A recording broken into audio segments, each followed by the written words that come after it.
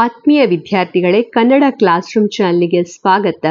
ಇವತ್ತಿನ ವಿಡಿಯೋದಲ್ಲಿ ನಾವು 8ನೇ ತರಗತಿ ಗಣಿತ ಅಧ್ಯಾಯ 4 ಚತುರ್ಭುಜಗಳು ಈ ಅಧ್ಯಾಯದ ಪುಟ ಸಂಖ್ಯೆ 102ರಲ್ಲಿ ಬರುವಂತಹ ನಿರ್ಧಾರಕ 7 ಕಲಿಯೋಣ. ಹಿಂದಿನ ವಿಡಿಯೋದಲ್ಲಿ ನಾವು ನಿರ್ಧಾರಕ 6 ಕಲ್ತಿದ್ದೇವೆ. ಅಲ್ಲಿ ನಾವು ನೋಡಿದ್ದೇವೆ, ಒಂದು ಸಮಾಂತರ ಚತುರ್ಭುಜವನ್ನ ನೀವು ತೆಗೆದುಕೊಂಡ್ರೆ ಆ ಸಮಾಂತರ ಚತುರ್ಭುಜದಲ್ಲಿ ಇರುವಂತ ಅಭಿಮುಖ ಕೋನಗಳು ಒಂದಕ್ಕೊಂದು ಸಮವಾಗಿರ್ತದೆ ಅಂತ ಹೇಳಿ. ಇವತ್ತಿನ ಈ ನಿರ್ಧಾರಕ ಸಮಾಂತರ ಚತುರ್ಭುಜದ ಬಾಹುಗಳಿಗೆ ಹೊಂದಿಕೊಂಡು ಇದೆ. ಅಂದ್ರೆ ಸಮಾಂತರ ಚತುರ್ಭುಜದ ಬಾಹುಗಳು ಅಂತ ಹೇಳುವಾಗ 4 ಬಾಹುಗಳಿರ್ತದೆ. ಈ ಬಾಹುಗಳ ಬಗ್ಗೆ ನಾವು ಏನು ಹೇಳ್ಬೋದು ಅಂತ ಹೇಳಿ ಈ ನಿರ್ಧಾರಕ 7ರಲ್ಲಿ ಕಲಿಲಿಕ್ಕಿದ್ದೇವೆ. ಸೊ ನೀವು ಇಲ್ಲಿ ಕಾಣ್ಬೋದು, ಒಂದು ಚಿತ್ರವನ್ನ ಕೊಟ್ಟಿದ್ದಾರೆ, ಒಂದು ಸಮಾಂತರ ಚತುರ್ಭುಜವನ್ನ ಕೊಟ್ಟಿದ್ದಾರೆ. ಈ ಸಮಾಂತರ ಚತುರ್ಭುಜದ ಹೆಸರು ABCD ಆಗಿದೆ. ಈ ಚಿತ್ರವನ್ನ ಗಮನಿಸಿ. ಹಾಗೆ ಇಲ್ಲಿ BD ಎನ್ನುವಂಥದ್ದು ಸಮಾಂತರ ಚತುರ್ಭುಜದ ಕರ್ಣವಾಗಿದೆ. ಇಲ್ಲಿ ಕೇವಲ ಒಂದು ಕರ್ಣವನ್ನು ಮಾತ್ರ ತೋರಿಸಿದ್ದಾರೆ, ಯಾಕೆಂದ್ರೆ ನಾವಿಲ್ಲಿ 2 ತ್ರಿಭುಜಗಳನ್ನ ತೆಗೆದುಕೊಳ್ಬೇಕು. ಸೊ ಈಗ ಇಲ್ಲಿ BD ಕರ್ಣವನ್ನ ಎಳೆದಾಗ ಈ ಸಮಾಂತರ ಚತುರ್ಭುಜವನ್ನ ನಾವು 2 ತ್ರಿಭುಜಗಳಾಗಿ ವಿಂಗಡಿಸಬಹುದು. ಒಂದು ತ್ರಿಭುಜ ABD ಹಾಗೆ ಇನ್ನೊಂದು ತ್ರಿಭುಜ CDB. ನಾವು ಇಲ್ಲಿ ಮಾಡಬೇಕಾಗಿರುವಂತದ್ದು ಏನಂದ್ರೆ, ಇಲ್ಲಿ ತೆಗೆದುಕೊಂಡಿರುವಂತಹ ತ್ರಿಭುಜ ABD ಮತ್ತೆ ತ್ರಿಭುಜ CDBಗಳು ಸರ್ವಸಮ ತ್ರಿಭುಜಗಳು ಅಂತ ಹೇಳಿ ಮೊದಲಿಗೆ ತೋರಿಸಬೇಕು. ಅದರ ನಂತರ ಸರ್ವಸಮ ಆದ್ರೆ ಅವುಗಳ ಅನುರೂಪ ಭಾಗಗಳು ಕೂಡ ಸಮವಾಗಿರ್ತದೆ. ಆಗ ನಾವು ಈ ಸಮಾಂತರ ಚತುರ್ಭುಜದ ಬಾಹುಗಳ ಬಗ್ಗೆ ವಿವರಣೆಯನ್ನ ಕೊಡ್ಬೋದು. ಸೊ ಇದು ನಿರ್ಧಾರಕ 7. ಈ ನಿರ್ಧಾರಕ 7 ನಾನೀಗ ಎಕ್ಸ್ಪ್ಲೇನ್ ಮಾಡ್ತಾ ಹೋಗ್ತೇನೆ. ಇಲ್ಲಿ ಸಮಾಂತರ ಚತುರ್ಭುಜದ ಚಿತ್ರವನ್ನ ಮಾಡಿದ್ದೇನೆ. ನಿಮ್ಮ ಪಾಠ ಪುಸ್ತಕದಲ್ಲಿ ಯಾವ ರೀತಿಯಲ್ಲಿ ಕೊಟ್ಟಿದ್ದಾರೆ ಚಿತ್ರ, ಅದೇ ರೀತಿ ಇಲ್ಲಿ ಚಿತ್ರವನ್ನ ಮಾಡಿದ್ದೇನೆ. ಸೊ ಇಲ್ಲಿ ನಾವು 2 ತ್ರಿಭುಜಗಳನ್ನ ಕಾಣಬಹುದು. ಒಂದು ತ್ರಿಭುಜ ಯಾವುದಾಗಿದೆ? ತ್ರಿಭುಜ ABD ಆಗಿದೆ. ತ್ರಿಭುಜ ABD ಇದೆ, ಇಲ್ಲಿ ನೀವು ಕಾಣಬಹುದು. ಹಾಗೆ ಇನ್ನೊಂದು ತ್ರಿಭುಜ ಯಾವುದು? ಇನ್ನೊಂದು ತ್ರಿಭುಜ CDB ಆಗಿದೆ. ನಾವೀಗ ಮಾಡಬೇಕಾಗಿರುವಂಥದ್ದು ಏನಂದ್ರೆ, ಈ 2 ತ್ರಿಭುಜಗಳು ಸರ್ವಸಮ ತ್ರಿಭುಜಗಳು ಅಂತ ತೋರಿಸಬೇಕು.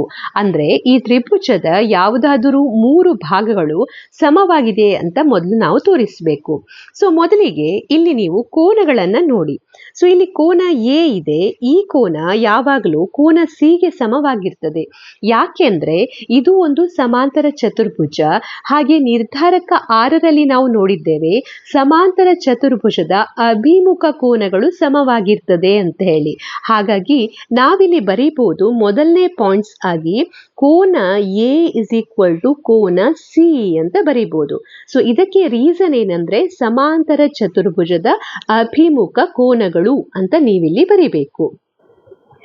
ನಂತರ ಈ ರೀತಿ ಬರೆದ ಆದ್ಮೇಲೆ ನೀವಿಲ್ಲಿ ಗಮನಿಸಿದ್ರೆ, ಈ ಚಿತ್ರವನ್ನ ಗಮನಿಸಿದ್ರೆ, ಇಲ್ಲಿ AD ಸಮಾನಾಂತರ BC ಆಗಿದೆ. ನೀವು ಈ ಚಿತ್ರವನ್ನ ಗಮನಿಸಿ, ಇಲ್ಲಿ AD ರೇಖೆಯು BCಗೆ ಸಮಾನಾಂತರವಾಗಿದೆ.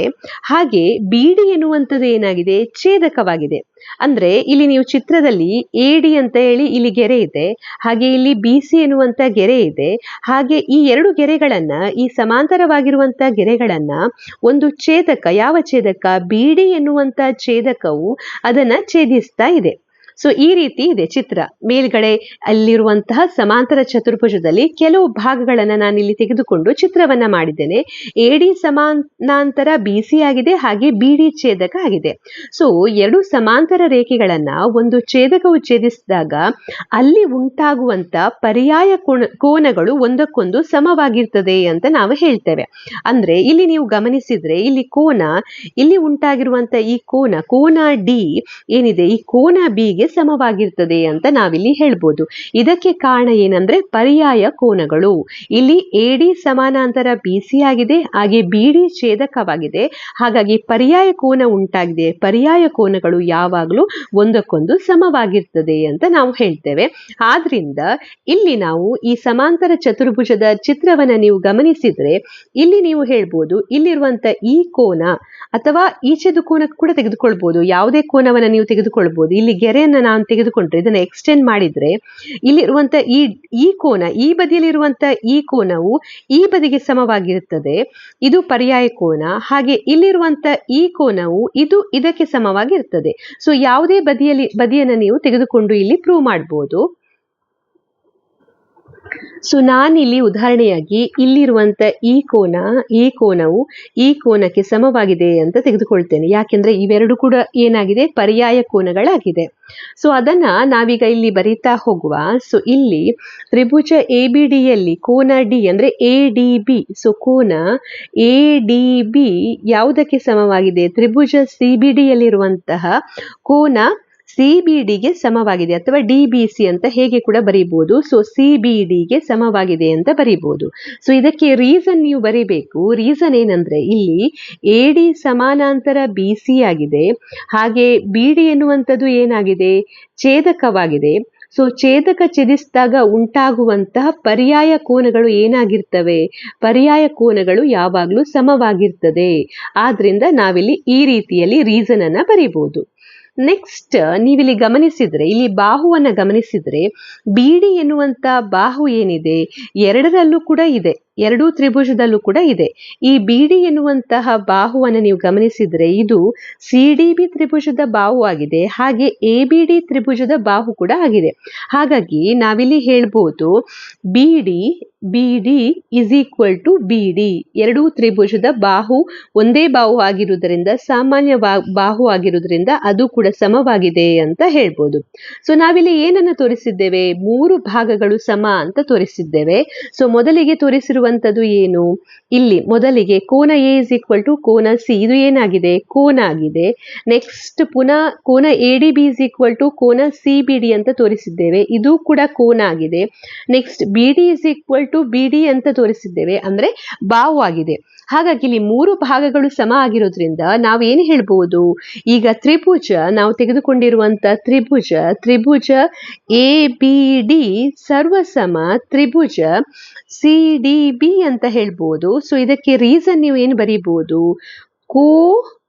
ಕೋ ಬಾ ಸರ್ವಸಮತೆ ನಿಬಂಧನೆ ಅಂತ ಹೇಳ್ಬೋದು, ಅಥವಾ ಇಂಗ್ಲಿಷ್ ನಲ್ಲಿ ನಾವು ಅದನ್ನ AAS ಆಂಗಲ್ ಸೈಡ್ ಅಂತ ಹೇಳ್ತೇವೆ. ಸೊ ಈ ನಿಬಂಧನೆಯ ಪ್ರಕಾರ ನಾವಿಲ್ಲಿ ಹೇಳ್ಬೋದು ಎರಡು ತ್ರಿಭುಜಗಳು ಸರ್ವಸಮ ತ್ರಿಭುಜಗಳು ಅಂತ ಹೇಳಿ. ಈಗ ಎರಡು ತ್ರಿಭುಜಗಳು ಸರ್ವಸಮ ಆದ್ರೆ ಅವುಗಳ ಅನುರೂಪ ಭಾಗಗಳು ಕೂಡ ಸರ್ವಸಮ ಆಗಿರ್ತದೆ, ಅಂದ್ರೆ ಸಮವಾಗಿರ್ತದೆ. ಯಾವುದರ ಪ್ರಕಾರ, CPCTಯ ಪ್ರಕಾರ, ಅಥವಾ ಸರ್ವಸಮ ತ್ರಿಭುಜಗಳ ಅನುರೂಪ ಭಾಗಗಳು ಇದರ ಪ್ರಕಾರ. CPCT ಅಂತ ಹೇಳಿದ್ರೆ ಕರೆಸ್ಪಾಂಡಿಂಗ್ ಪಾರ್ಟ್ಸ್ ಆಫ್ ಕಾಂಗ್ರುಯೆಂಟ್ ಟ್ರಯಾಂಗಲ್, ಅಥವಾ C3A ಅಂತ ಹೇಳಿದ್ರೆ ಸರ್ವಸಮ ತ್ರಿಭುಜಗಳ ಅನುರೂಪ ಭಾಗಗಳು ಅಂತ ಅರ್ಥ. ಹಾಗಾಗಿ ಇಲ್ಲಿ ಈಗ ಈ ಸಮಾಂತರ ಚತುರ್ಭುಜವನ್ನ ತೆಗೆದುಕೊಂಡ್ರೆ, ನಾವೀಗ ಎರಡು ತ್ರಿಭುಜವನ್ನ ತೆಗೆದುಕೊಂಡ್ರೆ ABD ಮತ್ತೆ CDB ಚಿತ್ರವನ್ನ ಗಮನಿಸಿ, ಇಲ್ಲಿ ಈಗ ಉಳಿದ ಭಾಗಗಳು ಕೂಡ ಒಂದಕ್ಕೊಂದು ಸಮವಾಗಿರ್ತದೆ. ಅಂದ್ರೆ ನಾವು ಹೇಳ್ಬೋದು ಇಲ್ಲಿ AB ಯಾವುದಕ್ಕೆ ಸಮವಾಗಿದೆ, CDಗೆ ಸಮವಾಗಿದೆ ಅಂತ ಹೇಳ್ಬೋದು. ಅದೇ ರೀತಿ ಇನ್ನೊಂದು ಬಾಹು ಅಂದ್ರೆ AD ಎನ್ನುವಂಥದ್ದು ಯಾವುದಕ್ಕೆ ಸಮವಾಗಿದೆ, BCಗೆ ಸಮವಾಗಿದೆ ಅಂತ ನಾವಿಲ್ಲಿ ಹೇಳ್ಬೋದು. ಸೊ ಆದ್ರಿಂದ ಇಲ್ಲಿ ಬರೀತಾ ಇದ್ದೇನೆ AD is equal to BC, ಹಾಗೆ ಮತ್ತು AD is equal to BC, ಮತ್ತು ನಾವು ಇಲ್ಲಿ ಹೇಳ್ಬೋದು AB is equal to CD. ಯಾಕೆಂದ್ರೆ ಇವುಗಳು ಈ ಎರಡು ತ್ರಿಭುಜಗಳ ಅನುರೂಪ ಭಾಗಗಳಾಗಿವೆ. ಇಲ್ಲಿ ಇದು ಸರ್ವಸಮ ಅಂತ ನಾವು ಪ್ರೂವ್ ಮಾಡಿದ್ದೇವೆ. ಆದ್ರಿಂದ ನಾವು ಏನು ಹೇಳ್ಬೋದು, ಅವುಗಳ ಭಾಗಗಳು ಅಂದ್ರೆ ಬಾಹುಗಳು ಕೂಡ ಒಂದಕ್ಕೊಂದು ಸಮವಾಗಿದೆ ಅಂತ ಹೇಳ್ಬೋದು. So AB is equal to DC ಅಂತ ತೋರಿಸಿದ್ದೇವೆ. ಅಂದ್ರೆ ಇಲ್ಲಿ ಈಗ ನೀವು ಇದನ್ನ ಗಮನಿಸಿದ್ರೆ ಇದು ಏನಾಗಿದೆ, actually AD is equal to BC ಅಂತ ಹೇಳಿದ್ರೆ ಇದು ಸಮಾಂತರ ಚತುರ್ಭುಜದ ಅಭಿಮುಖ ಬಾಹು, ಹಾಗೆ AB is equal to DC ಅಂತ ಹೇಳಿದ್ರೆ ಅದು ಕೂಡ ಸಮಾಂತರ ಚತುರ್ಭುಜದ ಅಭಿಮುಖ ಬಾಹು. ಹಾಗಾಗಿ ನಾವಿಲ್ಲಿ ಏನು ಹೇಳ್ಬೋದು, ಏನನ್ನ ಪ್ರೂವ್ ಮಾಡಿದ್ದೇವೆ ನಾವು, ಸಮಾಂತರ ಚತುರ್ಭುಜದ ಅಭಿಮುಖ ಬಾಹುಗಳು ಸಮವಾಗಿರ್ತದೆ ಅಂತ ಹೇಳಿ ನಾವಿಲ್ಲಿ ಪ್ರೂವ್ ಮಾಡಿದ್ದೇವೆ. ಸೊ ಇದು ನಿರ್ಧಾರಕ 7 ಆಗಿದೆ. ಸಮಾಂತರ ಚತುರ್ಭುಜದ, ನೀವು ಕೊನೆಗಿಲಿ ಬರೀಬಹುದು, ಸಮಾಂತರ ಚತುರ್ಭುಜದ ಅಭಿಮುಖ ಬಾಹುಗಳು ಸಮವಾಗಿರ್ತದೆ ಎನ್ನುವಂಥದ್ದು ನಿರ್ಧಾರಕ 7 ಆಗಿದೆ. ಇದು ಇದರ ವಿವರಣೆ, ಹಾಗೆ ಇದು ಡೆಫಿನೇಷನ್, ನಿರ್ಧಾರಕ 7ರ ಡೆಫಿನೇಷನ್ ಇಲ್ಲಿ ಬರೆದಿದ್ದೇನೆ. ಸೊ ಈ ರೀತಿಯಲ್ಲಿ ಇದನ್ನ ವಿವರಣೆಯಾಗಿ ಕೊಡ್ಬೋದು. ನಂತರ ಈ ಕ್ವಶನ್ ಅಲ್ಲಿ ನಿಮ್ಮ ಪಾಠ ಪುಸ್ತಕದಲ್ಲಿ ಒಂದು ಕ್ವಶನ್ ಅನ್ನ ಕೇಳಿದ್ದಾರೆ. ಇದೇ ನಿರ್ಧಾರಕ 7ಕ್ಕೆ ಹೊಂದಿಕೊಂಡು ಈ ಪ್ರಶ್ನೆಯನ್ನ ಗಮನಿಸಿ. ತ್ರಿಭುಜ ABD ಸರ್ವಸಮ ತ್ರಿಭುಜ CBD ಎಂದು ಬರೆಯುವುದು ತಪ್ಪಾಗುತ್ತದೆಯೇ, ಏಕೆ ಅಂತ ಕೇಳಿದ್ದಾರೆ. ಸೊ ನೀವಿಲ್ಲಿ ನೋಡಿದ್ರೆ ಇಲ್ಲಿ ನಾವು ಯಾವ 2 ತ್ರಿಭುಜಗಳು ಸರ್ವಸಮ ಅಂತ ತೋರಿಸಿದ್ದೇವೆ? ತ್ರಿಭುಜ ABD ಸರ್ವಸಮ ತ್ರಿಭುಜ CDB ಅಂತ ತೋರಿಸಿದ್ದೇವೆ. ಆದ್ರೆ ಇಲ್ಲಿ ಬರೆಯುವಾಗ ಅವರು CDB ಬರೆಯೋ ಬದಲಿಗೆ CBD ಅಂತ ತೆಗೆದುಕೊಂಡಿದ್ದಾರೆ. ಆದ್ರೆ ತ್ರಿಭುಜ ಒಂದೇ ಆಗಿದೆ. ಸೊ ಈ ರೀತಿ ಸರ್ವಸಮ ಅಂತ ಬರೀಬಹುದಾ ಅಂತ ಕೇಳಿದ್ದಾರೆ. ಸೊ ಈ ರೀತಿ ಬರೆದ್ರೆ ಅದು ತಪ್ಪಾಗ್ತದೆ. ಯಾಕೆಂದ್ರೆ ನಾವು ಯಾವಾಗ್ಲೂ ಕೂಡ ಸರ್ವಸಮ ತ್ರಿಭುಜಗಳನ್ನ ಬರೆಯುವಾಗ ಅವುಗಳ ಅನುರೂಪ ಭಾಗಗಳನ್ನ ತೆಗೆದುಕೊಂಡು ಅದೇ ಆರ್ಡರ್ ಅಲ್ಲಿ, ಅದೇ ಕ್ರಮದಲ್ಲಿ ಬರೀಬೇಕು. ಸೊ ನಾವಿಲ್ಲಿ ಹೇಳ್ಬೋದು ಈ ರೀತಿ ಬರೆಯುವುದು ತಪ್ಪಾಗ್ತದೆ. ಸರಿಯಾದ ವಿಧಾನ ತ್ರಿಭುಜ ABD ಸರ್ವಸಮ ತ್ರಿಭುಜ CDB ಆಗಿದೆ. ಯಾಕೆ ಅಂತ ಹೇಳಿದ್ರೆ ಇಲ್ಲಿ ಇದನ್ನ ಗಮನಿಸಿದ್ರೆ ನಾವು ಪ್ರೂವ್ ಮಾಡಿದಾಗ ಏನೆಲ್ಲ ಪ್ರೂವ್ ಮಾಡಿದ್ದೇವೆ? ಕೋನ A = ಕೋನ C ಅಂತ ಪ್ರೂವ್ ಮಾಡಿದ್ದೇವೆ ಮೊದಲಿಗೆ ನಾವು. ಸೊ ಕೋನ A ಇಲ್ಲಿದೆ, ಫಸ್ಟ್ಗೆ ಇದೆ, ಹಾಗೆ ಇಲ್ಲಿ ಕೋನ C ಇದೆ, ಇದು ಕರೆಕ್ಟ್ ಆಗಿದೆ. ನೆಕ್ಸ್ಟ್ ನಾವು ಇಲ್ಲಿ ಇದು ಸರ್ವಸಮ ಅಂತ ಪ್ರೂವ್ ಮಾಡುವಾಗ ಇಲ್ಲಿ ಏನ್ ಪ್ರೂವ್ ಮಾಡಿದ್ದೇವೆ ಅಂದ್ರೆ ಈ ಕೋನ D ಎನ್ನುವಂಥದ್ದು ಕೋನ B ಗೆ ಸಮ ಅಂತ ಪ್ರೂವ್ ಮಾಡಿದ್ದೇವೆ, ಅಂದ್ರೆ ಪರ್ಯಾಯ ಕೋನಗಳು ಅಂತ ಹೇಳಿ.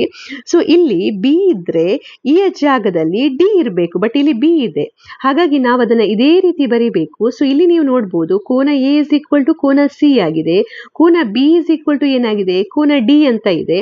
ಹಾಗೆ ಈ ರೇಖೆಯನ್ನ ಇನ್ನೂ ಕೂಡ ಎಕ್ಸ್ಟೆಂಡ್ ಮಾಡಿದ್ರೆ ಈ ಕೋನ ಯಾವುದಕ್ಕೆ ಸಮವಾಗಿದೆ? ಇದಕ್ಕೆ ಸಮವಾಗಿದೆ. ಸೊ ಕೋನ D, ಇಲ್ಲಿ ಇರುವಂತ ಕೋನ B ಕೋನ D ಗೆ ಸಮವಾಗಿದೆ. ಸೊ ಕೋನ D = ಕೋನ P. ಸೊ ಇಲ್ಲಿ ಯಾವ ರೀತಿಯಲ್ಲಿ ಯಾವ್ಯಾವ ಭಾಗಗಳು ಸಮವಾಗಿದೆ ಅದೇ ಆರ್ಡರ್ ಅಲ್ಲಿ ಬರೆದಿದ್ದಾರೆ. ಹಾಗಾಗಿ ಇದು ಬರೆಯುವಂತ ಕರೆಕ್ಟ್ ವಿಧಾನ. ಬಟ್ ಈ ವಿಧಾನ ಇಲ್ಲಿ ತಪ್ಪಾಗಿದೆ ಅಂತ ನಾವಿಲ್ಲಿ ಹೇಳ್ಬೋದು. ಸೊ ಇದಕ್ಕೆ ನೀವು ಉತ್ತರವಾಗಿ ಬರೀಬಹುದು, ತ್ರಿಭುಜ ABD ಸರ್ವಸಮ ತ್ರಿಭುಜ CBD ಎಂದು ಬರೆಯುವುದು ತಪ್ಪಾಗ್ತದೆ. ಯಾಕೆ ಅಂದ್ರೆ ಈ ತ್ರಿಭುಜದಲ್ಲಿ ಏನಾಗಿದೆ? ಕೋನ A = ಕೋನ C ಆಗಿದೆ. ಹಾಗೆ ನೀವಿಲ್ಲಿ ಗಮನಿಸಬಹುದು ಕೋನ ADB ಅಥವಾ ಇದನ್ನು ತೆಗೆದುಕೊಳ್ಳುವ ಕೋನ ABD = ಯಾವುದಕ್ಕೆ ಸಮವಾಗಿದೆ? ಕೋನ CDB ಗೆ ಸಮವಾಗಿದೆ. ಕೋನ CDB ಗೆ ಸಮವಾಗಿದೆ. ಹಾಗೆ ಕೋನ ADB ಎನ್ನುವಂಥದ್ದು ಯಾವುದಕ್ಕೆ ಸಮವಾಗಿದೆ? ಕೋನ CBD ಗೆ ಸಮವಾಗಿದೆ. ಹಾಗಾಗಿ ನಾವು ಈ ತರ ಬರೀಲಿಕ್ಕೆ ಸಾಧ್ಯ ಇಲ್ಲ ಅಂತ ಹೇಳ್ಬೋದು.